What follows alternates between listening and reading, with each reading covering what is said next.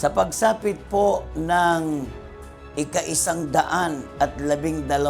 taong anibersaryo ng banal na iglesia, kami po ay kaisa sa pagpupuri, pagpapasalamat sa ating Panginoong Diyos sa walang sawang paggabay, pagbibigay ng tagumpay at pagmamalasakit sa banal na iglesia. Bumabati rin po kami sa aming pinakamamahal na tagapamahalang pangkalahatan, ang kapatid na Eduardo V. Manalo, maging sa pangalawang tagapamahalang pangkalahatan, kapatid na Angelo Eranio Manalo. Kami po ng mga ministro at mga manggagawa, kasama po ng aming sambahayan, maging ng mga kapatid po dito sa distrito ng Santa Rosa, Nueva Ecija. At ang lahat po ng mga may tungkulin sa aming distrito ay kaisa.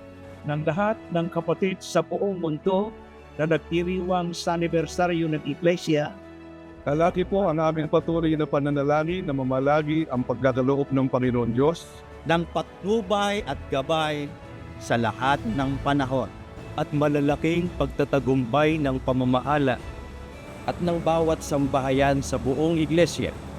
ang lahat po ng kapurihan ay sa ating Panginoon Diyos. Happy 112th anniversary po! Happy 112th anniversary po!